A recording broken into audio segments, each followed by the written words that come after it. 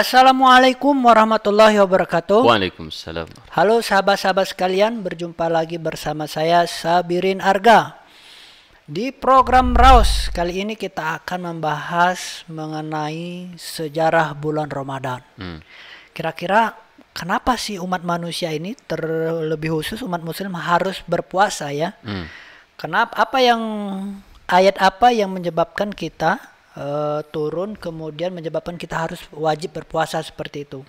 Kali ini saya sudah ditemenin lagi bersama Ustadz Sapria Muhammad. Masya Allah.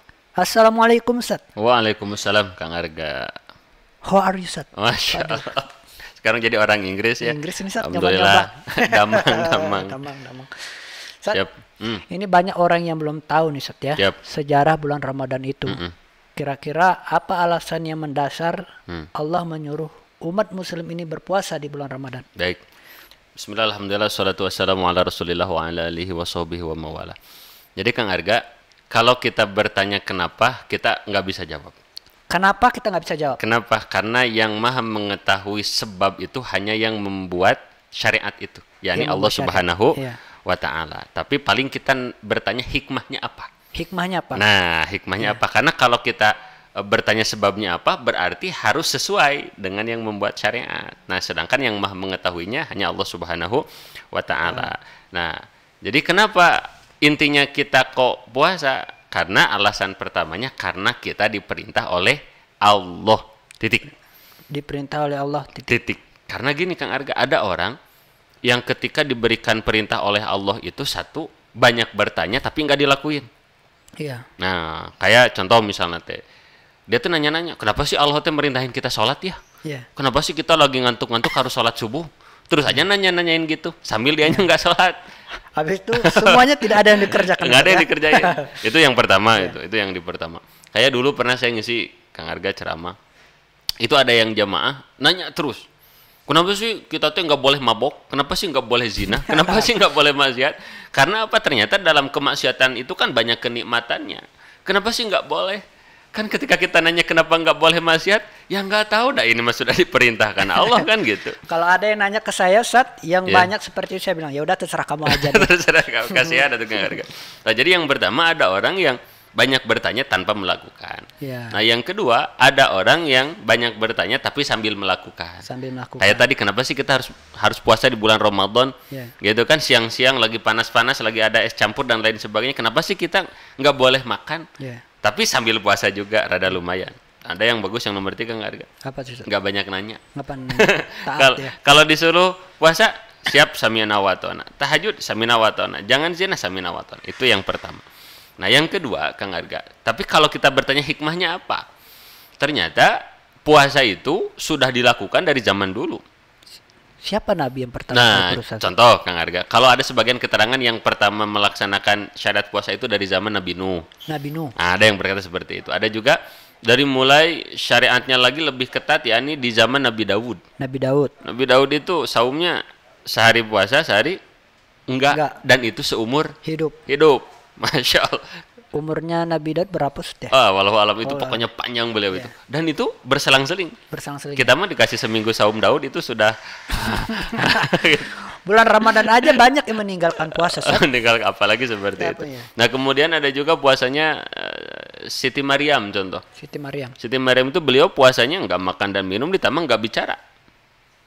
Ibundanya Nabi Isa. Beliau itu sampai tidak berbicara ketika berpuasa. Waduh, itu kan lebih mantap lagi. Ada yang memang contoh puasanya kaum Yahudi diantaranya itu nggak ada sahur. Nggak ada sahur.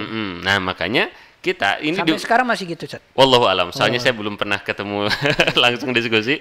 Tapi di antara hadis pembeda katanya antara puasa kita dengan puasa umat Yahudi, di antaranya yuk kita lakukan sahur.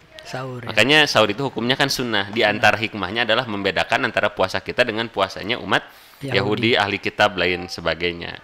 Nah, pokoknya Kang Arga secara garis besar bahwa puasanya itu sudah ada dari zaman dulu. Tapi awal-awal puasa Ramadan ini Kang Arga mulai dilaksanakan oleh Nabi itu di tahun kedua Hijriah. Jadi enggak dari awal Nabi melaksanakan ibadah puasa Ramadan, karena awal-awal puasa Nabi itu puasanya itu satu puasa Asyura. Asyura. Nah, yang kedua puasa Ayyamul Bid, Yaumul Bid. yang sebulan 3 hari itu. Ya, 9. Itu aja. Iya. Nah, setelah itu, Kang Arga, tanggal 10 Sya'ban tahun kedua Hijriah, Nabi dapat wahyu yang sering kita baca, A'udzubillahi minasyaitonirrajim, ya ayyuhalladzina amanu kutiba alaikumus kama kutiba alal ladzina min qablikum la'alakum tattaqun. Nah, itu. Udah khatam nih jamaah. Masya Allah. Dan Kang Arga, Rasul juga saum Ramadan 9 kali. 9 kali. Ya, karena kan dapat tadi wahyunya tahun kedua Hijriah. Ya. Tahun ketiga, 4 terus sampai tahun 10 Hijriah Nabi saum. Tahun ke-11 Nabi Shallallahu Alaihi Wasallam wafat di bulan Rabiul Awal. Nah, jadi Nabi pun waktu itu sempat melaksanakan ibadah Ramadan kurang lebih 9 tahunan. 9 tahun. Jadi kurang lebih itu sejarah tentang pensyariatan atau tasyri' tentang ibadah puasa di bulan Ramadan. Berpuasa. Kalau hikmahnya yang paling menonjol dalam melaksanakan bulan Ramadan itu apa, Ustaz? Baik.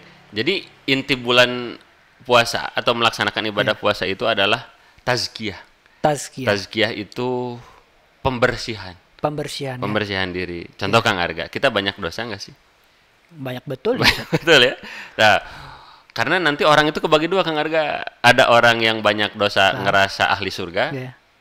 Ini yang paling bahaya. Ya, jadi perkataannya nyakitin orang, matanya berzina, tapi serasa dia itu orang yang ahli surga. Oh, ini yang bahaya. Nah, ada yang kedua, orang yang banyak dosa dan ngerasa banyak dosa. Ini yang rada lumayan. Misalnya kita nih ngerasa banyak dosa nih Kang Arga. Maka dengan adanya bulan Ramadan, bulan puasa, itu adalah momen kita bersih-bersih. Momen bersih-bersih. Contoh Kang Arga, kita temok kotor. Ya. Temok kotor. Jangan temok kotor atuh. Kaca. Motor aja motor. Motor kotor. Kang Arga punya motor atau punya mobil Kang Arga. Udah punya mobil belum Kang Arga? Tapi masih di dealer belum. Kita doakan ya, semoga segera diberikan kendaraan yang baik oleh Allah. Amin. Kang Arga punya mobil. Mobilnya kotor. Kan sama Kang Arga mau dibersihkan. Ada 3 metode. Metode 1. Kang Arga membersihkan mobilnya pakai korek kuping. Pakai cotton bud. Dikosrok-kosrok pakai cotton bud. Berapa dekade kira-kira itu ya? Pertanyaan saya, bersih nggak? Bersih tapi lama. Berapa tahunan, bener nggak? Ya, 2 dekade mungkin.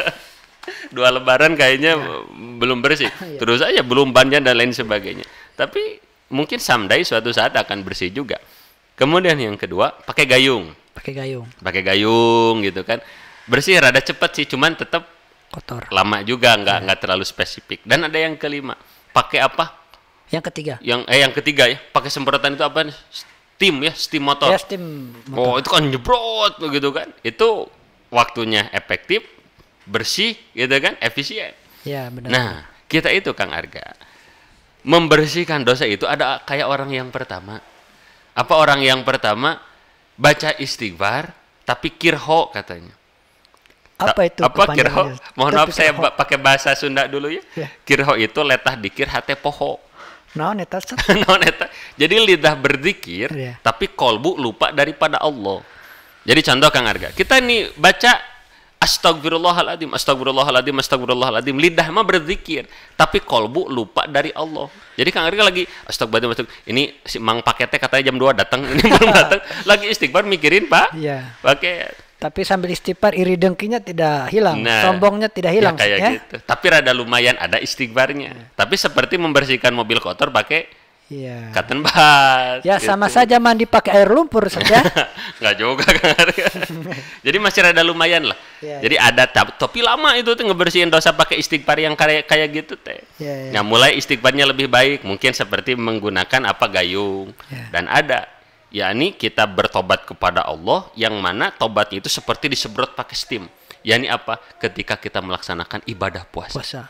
Jadi kalau kita puasanya benar, kayak kemarin kita sudah bahas, fikihnya benar, tauhidnya benar, ngejauhin maksiat, ngejauhin gibah, fitnah dan lain sebagainya, maka masuk ke dalam kaidah man shoma ramadhana imanan wahtisaban ghufira lahu ma taqaddama min dzanbi.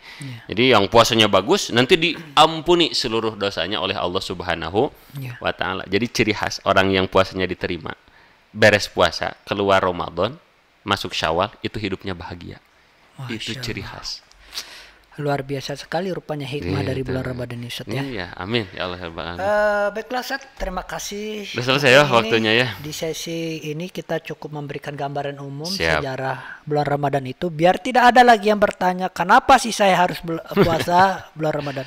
Cuman kalau tidak ingin berpuasa, ya tidak perlu masuk Islam juga sih sebenarnya. Ya, Ekstrim karena itu. yang wajib puasa itu hanya bagi orang Islam. Jadi yang di luar Islam jangan ribut-ribut mengatur Islam. Masya Allah, luar biasa.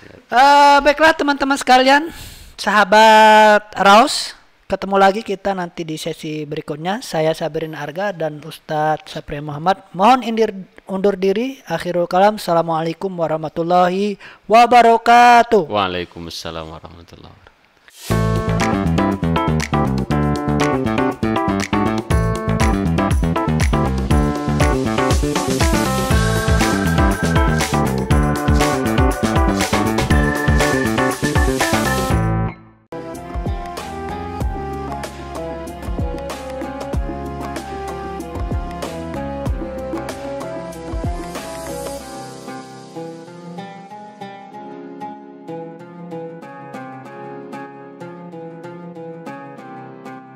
Jangan lupa, saya bilang sekalian, terus berlangganan di Darut Tauhid Official.